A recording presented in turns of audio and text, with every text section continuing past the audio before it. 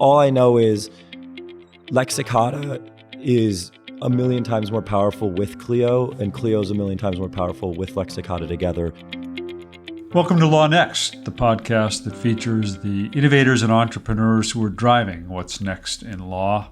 Today, we're going to be talking to Michael Chasin, founder of Lexicata, whose company was recently acquired by the cloud practice management platform Clio in its first ever acquisition. It was big news at the recent Clio Cloud Conference. This is Bob Ambrogi, and before we get to that, let's hear from the sponsors who generously support LawNext. And now on to my interview with Michael Chasin. We're at the Clio Cloud Conference in New Orleans, where the big news announced this week is that Clio, the cloud practice management platform, acquired Lexicata. It's the first acquisition by Clio in its 10 years as a company, and pretty big news in the legal industry as well. So I've snagged Michael Chasin, the founder, and he's sitting here with me in a conference room. Michael, how you doing today? I'm good. I'm excited. I'm tired. I'm worn down, but all of them at the same time. Yeah, well, and I guess we can both apologize to the audience. We're both having a little bit of conference voice at this point, but I appreciate you're doing this. And it's kind of funny only because I learned yesterday, a couple of weeks ago, I was in LA and I tried to hunt you down to have a quick little meeting. I was in your neighborhood where Lexicata is, and you blew me off. You couldn't meet with me at the time that I was there. And I only to find out that as I was texting you and calling you, you were sitting there with Jack Newton, the founder of Clio, signing the letter of intent. Yeah, it was, it all kind of happened really fast. You and I were talking about getting together, and Jack and I were talking, and he's like, hey, I want to fly down and kind of like hammer this thing out. And he was like, I'm going to come down on Friday. And I was like, okay, great. And you texted me, and I always love when, I never get to see you too much anymore. We're all kind of traveling in different places, and I love when Bob's in town. So I was sad and, conflicted, right? I was happy about the deal, but I got to miss Bob, which I'm glad we're getting back on track today. Well, thanks.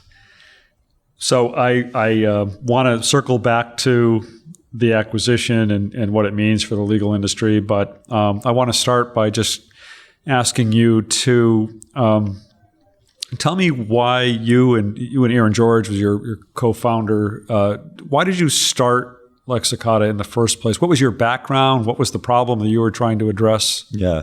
So Aaron and I were good buddies from law school. We went to Loyola Law School in Los Angeles.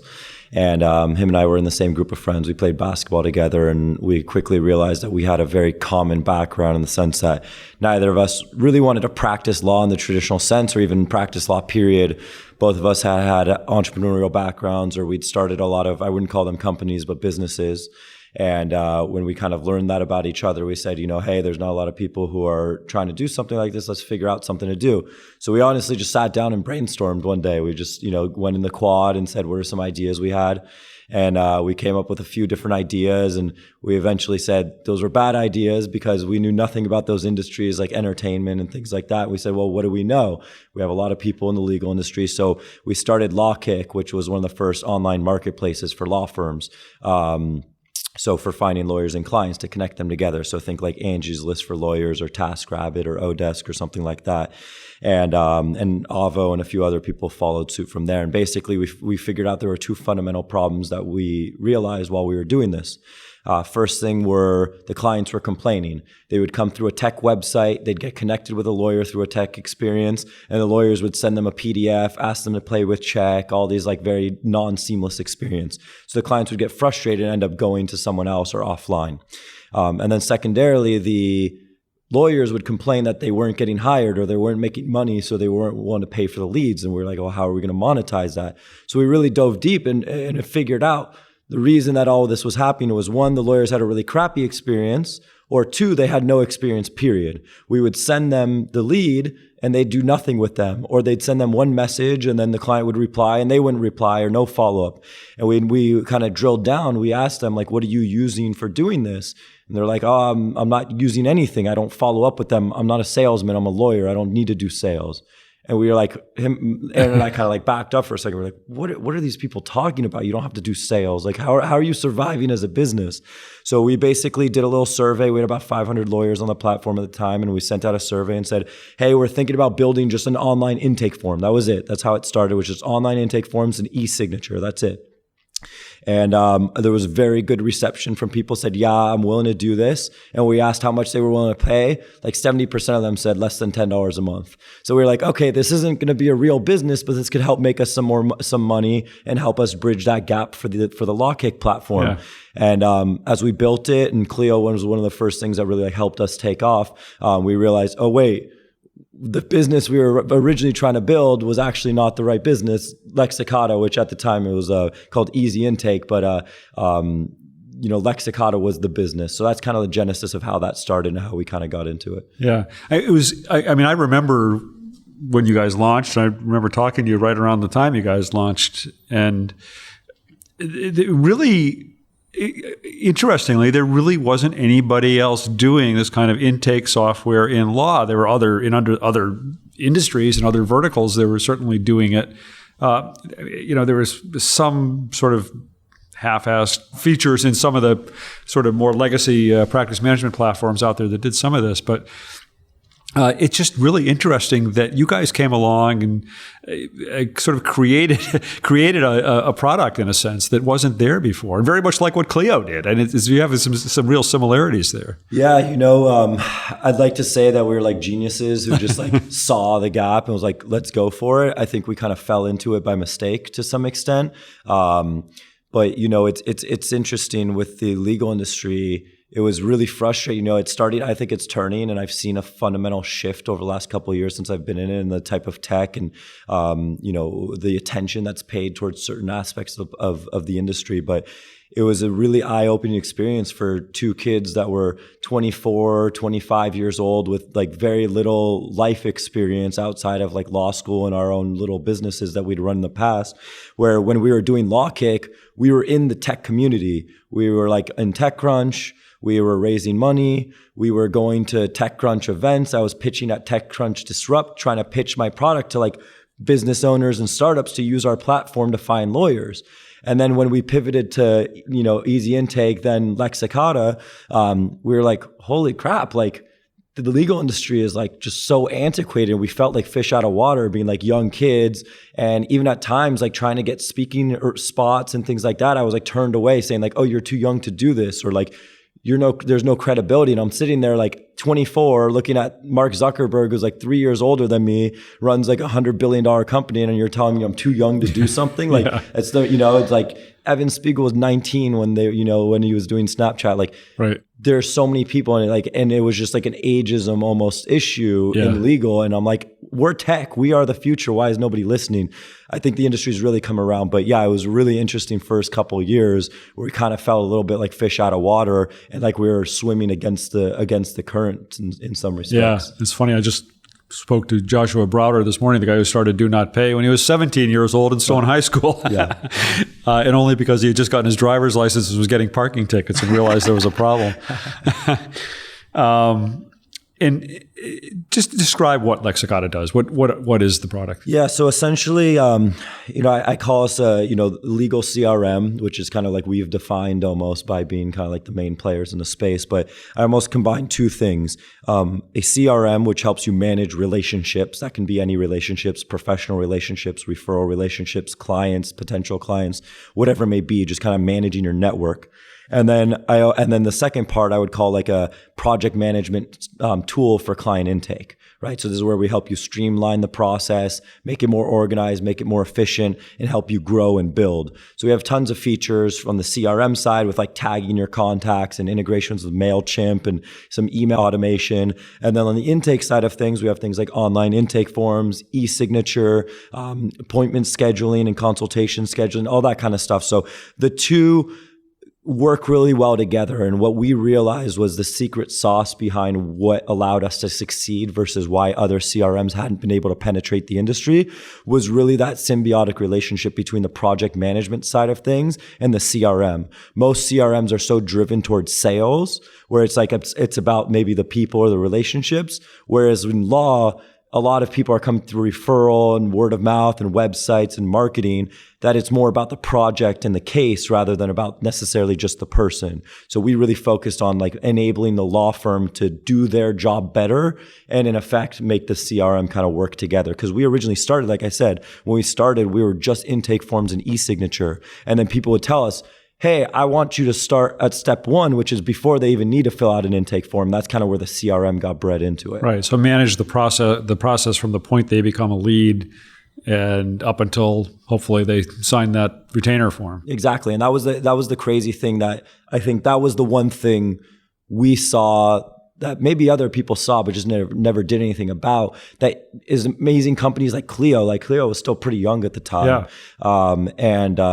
Tons of other softwares out there that we said everyone's focusing on step 2 of the process, which is getting paid. Yeah. But nobody's focusing on how do you get the client to get paid. Yeah. Right. And I think lawyers, they tend to be like, law firms are businesses that are run by lawyers rather than, or lawyers running a business rather than businesses who happen to be run by a lawyer, right? And so they were always, I feel like to some extent short-sighted, and they're so focused on immediate revenues and receivables and things like that, that they're not focused on putting more people into the funnel to have that long-term realization down the road. But everyone was focused on step 2, and we kind of filled the gap on step 1. So you kind of provide a process and a workflow that to some extent you provide that, to some extent you let them design that themselves, but basically it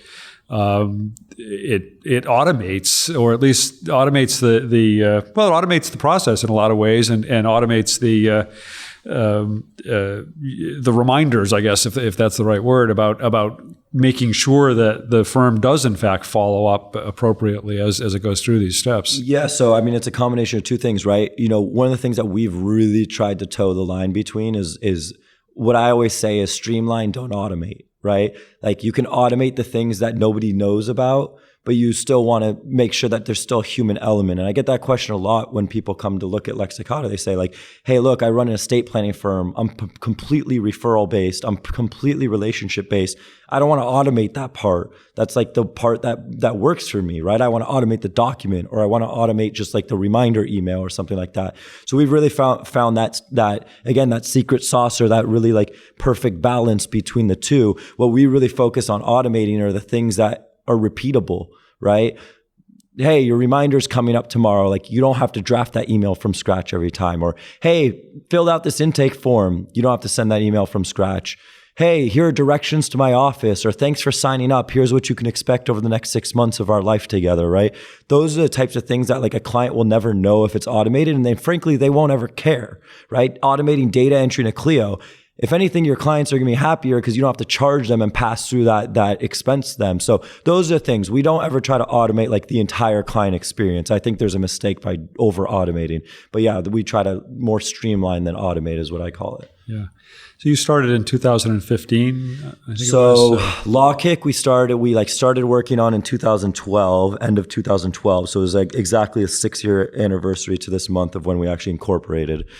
We worked on LawKick for about 2 years, and then I think we made our first dollar of revenue on Lexicata in August 2014. So it's been just over 4 years. It was pretty early in that you integrated with Clio, right? When did that happen? How did that happen? Yeah, so we launched in about like June 2013, like our MVP, like about as MVP as you can get. Like, looking back, I'm like, wow, I can't believe people use this thing. It was very rudimentary. And then we had a couple customers, we maybe had like 20, 30 firms that we were working with. And we had a couple who had used Clio. And they said the same thing. Hey, this is great. I want help with step 1, which is the CRM. And they also said, this is great, but this is too much work because then I have to go repeat the same process to get into Clio. Yeah. And I'm like, what's Clio? Like, besides this, old mythical creature, queen of, Egypt. And so I said, okay. So I remember I was talking to Joshua Lennon, and he was still like working on like these integrations. I think we were like the 4th or 5th integration. It wasn't like a completely open API. They made me like do a demo for them, and they were pumped when they saw it. Granted, at the time it was like very, not super strong software, but yeah, we were pretty early. So I think we announced the Clio integration at Legal Tech New York back in, it would have been January or February of 2015. 2015 was, I believe, what it was. So it was about maybe I'd say 4 or 5 months after we like really started charging, even though not many people were paying, but we were charging, and about probably 6 months after we actually launched the software. Yeah, so you were, I do think of you as one of the earliest integrations. I mean, Clio now, what do they have, 150 or something like that? I think they have 90 integrations, and they're trying to be at 125 by the end of the year. All right. As a new Clio employee, I have to, be a spokesperson. That's right. Now you're a Clio employee. So, but they've taken this approach of really kind of building an ecosystem of apps that can help flesh out what they don't have in the main platform, also help the lawyers adapt the platform to their particular practices based on what their needs are. And it's different than some of the other practice management systems, which have taken an all-in-one kind of approach and tried to squeeze it all into a single platform. But Clio really has been building, and I would say they've successfully building this app ecosystem. And it kind of made a lot of sense for you to be one of the earliest ones, just because that was a big void in the Clio platform at that point, was that the Clio is great once you sign them up and then you start and you've got the matter to manage and you want to go forward from there. Mm. But there was no part of Clio that let you manage that pre-retainer process. So it seemed to flow really naturally. Yeah, no, it definitely did. And we heard that. And that was one of the things that kind of made us drop LawKick and go full head of steam on Lexicata was we saw the opportunity when we would hear from the customers and be like, this is like you're helping me in a way that this other thing hasn't helped me, whether it's Clio or any other software out there. And it was really important to hear that feedback and that excitement. That's really what pushed us.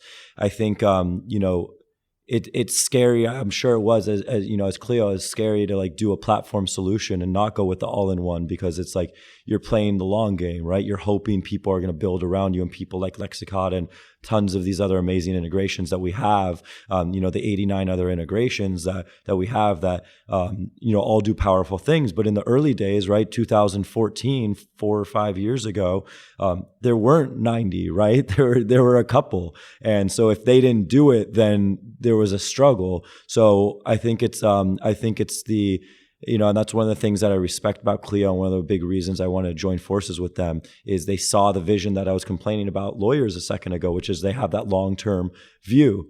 I'm willing to invest today for a little bit less, right? So, that marshmallow test, if you read about this, like Harvard Business Review was No.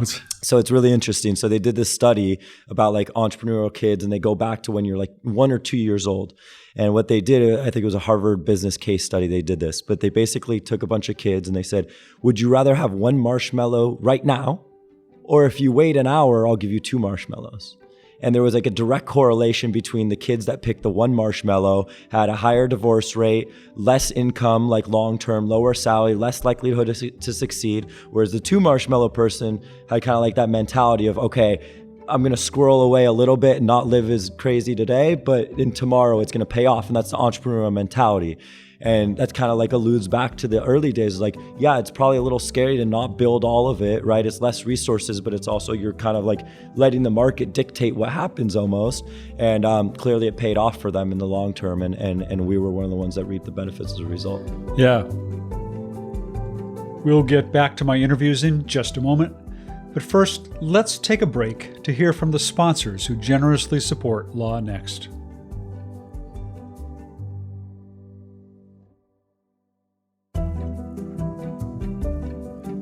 And now, let's continue this week's interview. So yesterday it was announced here that they have acquired you. I think I understand. I heard you literally signed the final paperwork the day before or the night before, or maybe that morning. I don't know. And it was from signing that letter of intent a few weeks ago to getting to here was a rapid fire period of time for you. But I also got the sense that this was a little longer in development. You guys have been talking about this for a while, thinking about it for a while. So how did it come about that you decided to? So I've been clawing my little horns in this for quite a while. I first met Jack back in when the legal LTNY, right? When I told you we launched the Clio integration. Right. And I was nothing at the time. I was literally no one. I was 24, 25, and I had no experience. I had no name. Nobody knew who I was, and I was invited to this event at Cardozo Law School, and Jack was there. And I remember just being a go-getter, and I think I was at that event. I remember that event at Cardozo Law School. I think so, yeah. Right. And I saw Jack hopping in the elevator, and I think we had just started getting our first couple clients, and I think we had just signed someone with like 23 employees or something like that, which at the time I was like, oh my God, that's insane. That's such a big firm, right? Now, obviously not that large in hindsight, but Clio at the time was still dealing with, a lot of really smaller firms. Now they have some big time firms that they're working with, but at the time they were, very much entrenched. They still are, but more so heavily weighted in this really small firm market. Right. So I walked up to Jack. I said, hey, Jack, I'm, one of your newest integration partners. And I don't think he had any idea who I was, but I was like, I'm going to help you guys go big firm. And he's like, what are you talking about? I was like, my product, I got a 23 user yesterday. I made up some other stuff probably about, I got some more stuff in the works. I was like, we're going to do some big things together, and I'm going to help you guys move up market. And like ever since then, we kind of like had this thing, like he saw me almost as like a little disciple of like, hey, this guy can help me. And I always looked at him as like, he can help me fulfill what I want to do, which is help them move up market and also just help fulfill this gap in the space. And then, once we started getting really tight with Clio and they were sending us people because we were filling that gap for them, I'd asked one of their employees to intro me to Jack on a call, and we had a call and just kind of really hit it off. And he was a really smart guy, and he had done all the things that I wanted to do. And so he was 5 steps ahead of me already. And once he started to see how much the platform was like booming, and he could see the numbers, obviously, of how many people are integrating with the tool, a few years ago, we talked about this being a real possibility.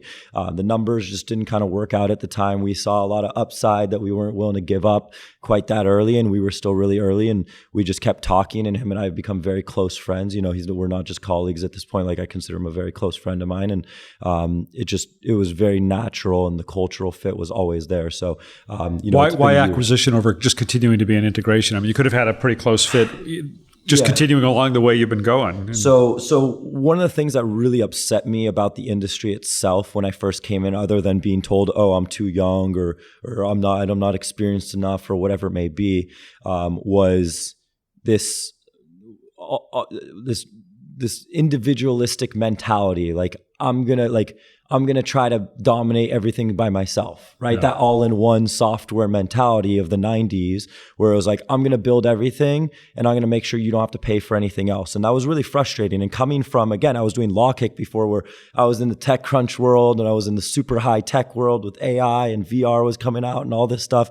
And I'm sitting here in this new industry that I just fell into by hapstance.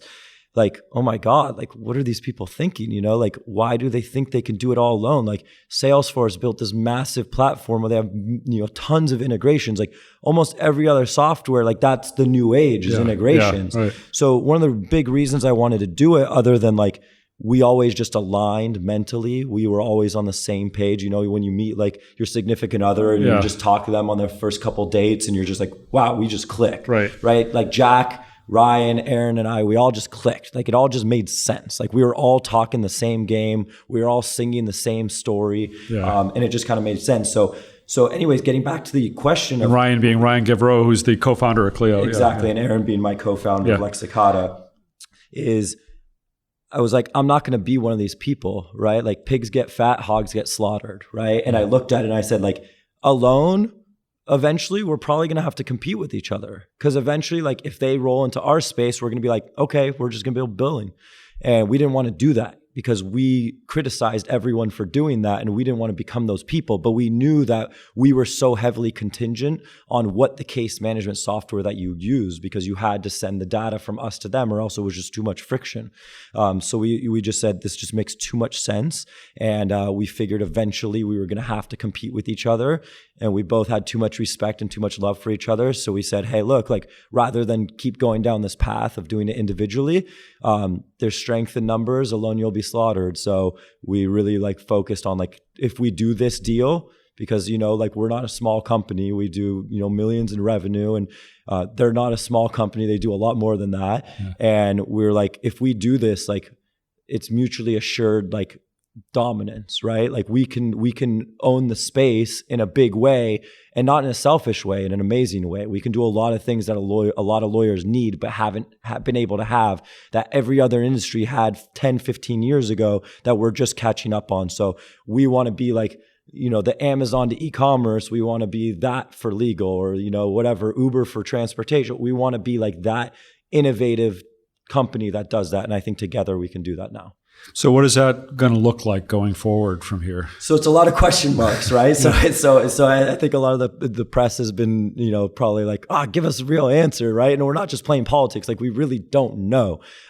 We did this deal so fast. I mean, we've been talking about it for years. So it's not like the due diligence was fast. Like, we knew this was going to happen, kind of, it was written in the stars, and it was kind of a foregone conclusion, but we really don't know.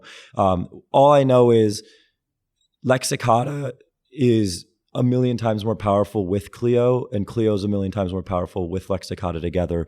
And we've been able to build what I believe and what a lot of people believe to be an incredible product in just a couple of years, with not that many people, with some scrappy, not super experienced developers, but great heart. You said you had like 19 smart employees or so something? we have 17 employees, 19, including me and Aaron. And we have 5 developers right now, which is the most developers we've ever had. Usually it was around 3 or 4.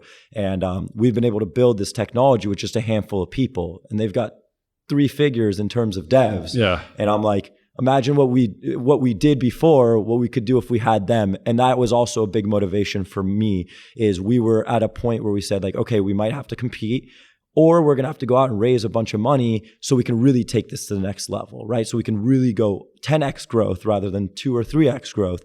And we were like, this just makes no sense. If we're going to raise money, we might as well like go to the right people, the right strategic partner, and they're the best strategic partner possible. So what it looks like moving forward is the industry is going to get a much better technology. Clio users are going to get a huge windfall from this. This is going to be a huge benefit from them. And we're going to be able to really do some cool things that have never been done, right? Being able to pull billing data back into your CRM to actually see what the real ROI is on your metrics. Actually being able to track your marketing from start to finish to actually see not just what you charge, but what you actually collect in fees. If, like, for instance, a referral comes through your website versus through a friend, and you figure out that that one friend, they sent you $6,000 in business, but you only ended up collecting $2,000 of it because their friends were, broke and just like bad clients to send. You're like, okay, maybe that person's not as good of a referral partner as I thought. It's really about transparency and allowing the law firms to make informed decisions. And right now they've been working with scattered information or no information at all. So I think that's what I'm most excited about, like next steps for us together. So the name, I guess, given to all of this is Clio Grow at this point. I mean, in terms of the Lexicata platform will continue to operate as Lexicata, and Lexicata customers will continue to be supported as Lexicata customers. But there will also be development of Clio Grow, which will be kind of the next, kind of what you were just talking about, essentially, I guess, is what this is what this will grow into on the Clio platform. Yeah. So we haven't quite made decisions on what's going to happen. Like I said, it's been 3 weeks from LOI to finish. So the ink is yet to dry on exactly. So we figured out this makes sense, but how it makes sense, we're trying to figure out. Lexicata, obviously I'm slightly biased when I say this, but I think we've built a very good reputation. We've always had a very customer-centric way of running our platform. There's very few times where we'll ever like disagree with a customer and, not do what's right. I'm a very principle-based person, and we built a good brand and a good name, and we want to leverage that, right? And we also don't want necessarily people to think that if they're not using Clio that they can't use our product as well. And that's really where we're kind of trying to balance the decision. It's like, if you're using any of these other case management softwares, or you're using none, or for whatever reason Clio just didn't like fit the bill for you, we want you to still be like, okay, I can use Lexicata. And for Clio Grow, we're going to eventually migrate all the Clio customers to Clio Grow. And that's where we're really going to build the Clio integration heavily around that. I think they're largely going to be very similar products, just with a different skin and a little bit of different depth in terms of the Clio integration. But for people who aren't Clio users, it's still going to be amazing, because Clio integration is not the only thing we're going to be with, tons of devs working on. We're going to be working on new features, improvements, better functionality, mobile application, like all these things that we haven't had a chance to do, we're going to do it. And then for the Clio users, like I said, they're going to get a huge windfall because all these friction pieces that were in place by us being an integration partner but not wholly owned, those things are going to fall by the wayside, and it's just become a very frictionless and seamless experience between the two platforms. So for your customers, for Clio's customers, you're all Clio customers now. Is that the benefit of this transaction, that they're going to have a better understanding of their businesses and more insight into it, and a better understanding of and better control over it? I think control and understanding, it sounds like, are kind of the two big things. So for me, I'm a numbers guy, right? Like my business partner Aaron's like the product genius. Like he knows he's 2 steps ahead of everyone else, including myself. But I'm a numbers guy, right? I'm a sales guy. I'm a finance guy. I always have been. I always will be. And I look at the law firm, that's like the biggest gap that I see is the reporting and analytics. And that's one of Lexicata's strongest pieces, the reporting and analytics. And so that's what I'm personally most excited about. However, if you talk to every law firm, because we work with thousands of firms across 30 plus different countries, every practice area, you name it, we've got it. They all want different things, right? So some of them could care less about reporting, and they're more about efficiency and optimization. And they're really excited about, doing things like trigger-based automation and being able to say like, okay, when a retainer is signed, I want this next thing to happen automatically without me having to click a button, right? Or there's other people who say, I'm really about the client experience. And I really can't wait for to be able to use the NPS, like the net promotion score, to realize how I'm doing. I can't wait for new features with respect to being able to trigger reviews from previous customers. I'm really excited to be able to use drip marketing in a really efficient way, not just to try to get more customers, but to strongly educate your existing potential clients on why they need to hire a lawyer if they got a DUI, or what they can do to manage their stress after a divorce, right? Not necessarily things that just provide revenue, but things that create a better experience. So every single firm has different priorities. I think all of them matter, but I think all of them matter on different levels depending on what type of firm you're running, what type of practice area you have, and most importantly, what type of customer you have, right? So I'm excited that we're going to be able to provide that for everyone, because when we were running a 17-person company, we had to pick and choose what we were doing. We had to say, okay, you're not as important. We're going to build this feature because this means more to these people. We're not going to have to pick and choose anymore. We've got the resources of a bigger company where we're going to be able to tackle all those challenges at once in a very quick way, where rather than taking 4 years to build something, it'll take 6 months. That's personally what I'm most excited about for the law firms, but everyone's going to have different things out of this deal. Well, congratulations on that, and I know it's pretty exciting news for the industry. I think obviously pretty exciting news for you and for Clio and everybody on your team. So I appreciate you taking some time to sit and talk to me about it today, and I look forward to continuing to follow it and continue the conversation. We've had a conversation for a few years back and forth, and I look forward to continue to follow this. And I'll just give a shout out to Bob, who's my favorite OG. He was the one who launched us on LawSite's blog and gave us our first little bit of press that got us our first initial little trickle to get off the ground. So I'll be forever indebted to you. Well, thanks. We've also been able to share a few travel tips over the years too. So that's been good too. So thanks a lot, Michael. Great to talk to you. Thanks for having me, Bob. So that does it for this episode of LawNext. This is Bob Ambrogi. We've been talking to Michael Chasin, the founder of Lexicata, now part of Clio. Big thanks to Michael Chasin for taking time out of a very busy schedule at the Clio Cloud Conference, where his company, as we had been discussing, had just been acquired, or the announcement of it had just been made. So he had a pretty hectic couple of days. So I really appreciate him taking the time to sit down and talk to me. That does it for today's show. You can always find all of our episodes at lawnext.com, also at my blog, lawsitesblog.com. And at the Apple Store, where you can always leave a comment and say something nice about us if you'd like to. You don't have to, but we'll take it. Thanks for listening. This is Bob Ambrogi.